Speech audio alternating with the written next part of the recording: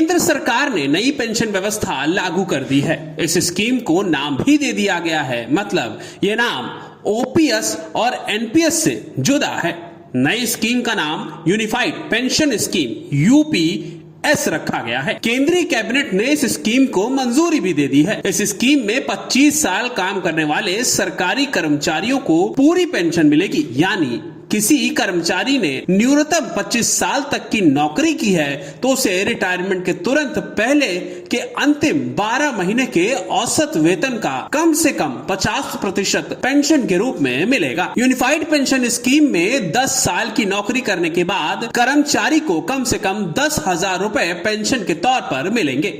दूसरी तरफ केंद्रीय कर्मचारी संगठनों ने नई पेंशन स्कीम यूपीएस पर गहरी नाराजगी जाहिर करनी शुरू कर दी है। कर्मचारी संगठनों के पदाधिकारियों ने कहा, यह सरकार ने कर्मचारी वर्ग के साथ छलावा किया है। किसी भी सूरत में यूपीएस मंजूर नहीं होगा। वो गारंटीकृत पेंशन बहाली के लिए दोबारा से हल्ला बोल करने की तैयारी कर चुके हैं, जिसकी शुरुआत आज पूरे देश में सोशल मीडिया के जरिए हो चुकी है। दरअसल ओपीएस की मांग कर रहे अटेवा नाम के संगठन ने आज सोशल मीडिया के जरिए केंद्र सरकार से ओल्ड पेंशन स्कीम की मांग की है और ट्विटर अभियान चलाया है, no NPS no UPS only OPS.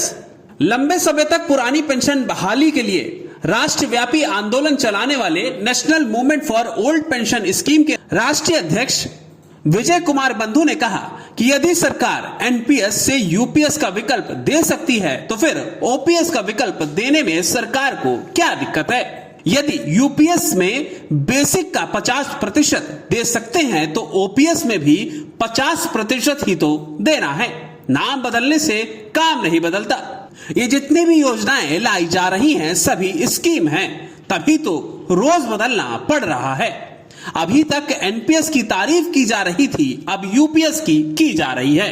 हम इसके खिलाफ हल्ला बोल करेंगे और इसकी शुरुआत भी आज से हो चुकी है।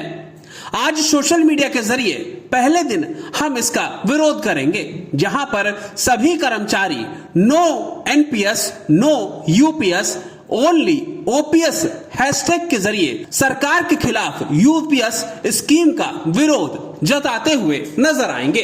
विजय बंधु जी, आपका हमारे चैनल अटल टीवी पे बहुत बहुत स्वागत है। जी आपका धन्यवाद।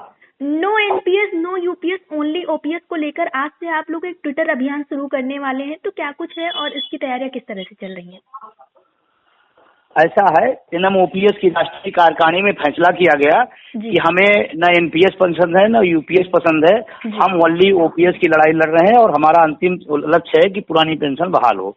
हमारी पूरी लड़ाई उसी पे है और हम लोग उसी डटे हैं और उसी को लेकर के आज पूरे ऑल इंडिया लेवल पे ट्विटर अभियान है और पूरा देश का जो एनपीएस कर्मचारी है पूरी तरह से इस अभियान में साथ खड़ा हो गया है और हमने तो पूरी साल भर की पूरी कार्यक्रम हमने जारी कर दिया है और पूरा साल भर का एजेंडा हमारा जारी हो गया है लड़ाई का, संघर्ष का।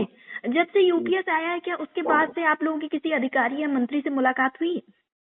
दरअसल ये सरकार, वर्तमान सरकार है ना, ये कर्मचारी शिक्षक विरोधी है, तो ये नहीं महसूस करती किसी से बात करना है, तो कोई अभी संवाद नहीं हुआ है और हो सकता है आज हम लोग ट्विटर अभियान कर रहे हैं, प्रधानमंत्री जी भी टैग किया जा रहा है, तमाम राज्यों के सबके मुख्यमंत्री टैग किया जा रहा है, हो सकता है कुछ आगे सद्बुद्धि आए तो बात करें, अभी तक फिलहाल कोई नहीं बात की है। जी, ऐसी भी खबरें आई कि 2 से 6 सितंबर तक देश भर में काली पट्टी बांधकर आप लोग शिक्षण कार्य करेंगे।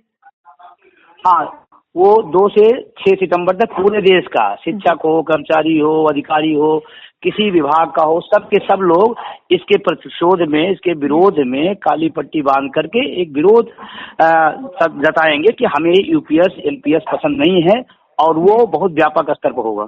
जी, जैसा कि रामलीला मैदान में एक भारी प्रदर्शन देखा गया था जिसका असर काफी ज्यादा रहा, तो क्या अगर तब तक सरकार ओपीएस को बहाल नहीं करती तो ऐसा कुछ आप लोग करने वाले हैं?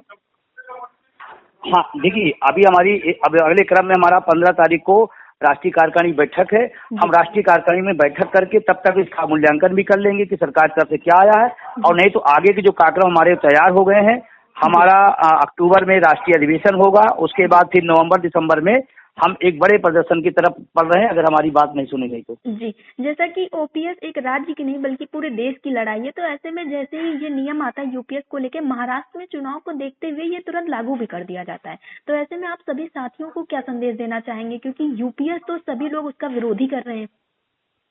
नहीं, मैं कह रहा हूँ कि इतने दिन से 5 राज्यों में पुरानी पेंशन बहाल हुई, जी तब महाराष्ट्र ने उनसे सीख नहीं लिया। जी, तब जब राजस्थान से सीख नहीं लिया, छत्तीसगढ़ से सीख नहीं लिया, हिमाचल से, झारखंड से सीख नहीं लिया उन्होंने, और अभी ये पूरा ड्राफ्ट भी नहीं आया और आप तैयार हो गए। इसका मतलब है कि महाराष्ट्र सरकार कर्मचारी शिक्षक विरोधी है और चुनाव का जब घोषित होगा तो वहाँ उसका रिजल्ट देखने को मिलेगा। जी, विजय बंधु जी, अटल टीवी से जुड़ने के लिए बहुत बहुत धन्यवाद। धन्यवाद। ये सिलसिला यही नहीं थमेगा। एनपीएस यूपीएस के खिलाफ 2 से लेकर के 6 सितंबर 2024 तक देश भर में काली पट्टी बांध करके भी शिक्षण कार्यालयों में विरोध दर्ज कराया जाएगा। इसके अलावा 15 सितंबर 2024 को राष्ट्रीय कार्यकारिणी की बैठक दिल्ली में आयोजित की जाएगी। 26 सितंबर 2024 को सभी जिला मुख्यालयों पर एनपीएस यूपीएस के खिलाफ देश भर में प्रदर्शन किया जाएगा। इसके बाद भी सरकार अगर ओपीएस बहाल नहीं करती है तो अक्टूबर महीने में पुरानी पेंशन बहाली को लेकर दिल्ली में राष्ट्रीय अधिवेशन किया जाएगा। नवंबर दिसंबर में संसद भवन दिल्ली का भी घेराव करने की तैयारी बनाई जा रही है। लगातार ओपीएस की मांग कर रहे सरकारी कर्मचारियों ने सरकार की नाक में दम कर दिया है और सरकार रोज नए नए शिगुफे छोड़ रही है। पहले एनपीएस की बात कही गई, उसकी तारीफ की गई और अब यूपीएस लागू करके उसकी वाहवाही लूटने का प्रयास किया जा रहा है। लेकिन सरकारी कर्मचारी इस यूपीएस से नाखुश हैं, जैसे एनपीएस से थे। उनका साफ तौर पर कहना है कि सरकार को ओपीएस देना ही पड़ेगा। अगर वो ओपीएस नहीं देती है तो उसे नाराजगी झेलनी पड़ेगी। नाराजगी का खामियाजा उन्हें लोकसभा चुनाव में झेलना भी पड़ा है। आने वाले दिनों में कई राज्यों में विधानसभा के चुनाव भी होने हैं, उसका खामियाजा भी सरकार को देखना पड़ेगा, नाराजगी झेलनी पड़ेगी। अब सरकार के सामने एक तरफ कुआं है तो दूसरी तरफ खाई, करे तो क्या करे। यूपीएस से सरकारी कर्मचारी खुश नहीं हो रहा, एनपीएस से पहले ही नाराज है। क्या करे, अपना फैसला वापस ले या फिर वो इसी पर अड़े रहेंगे। डेस्क रिपोर्ट, अटल टीवी।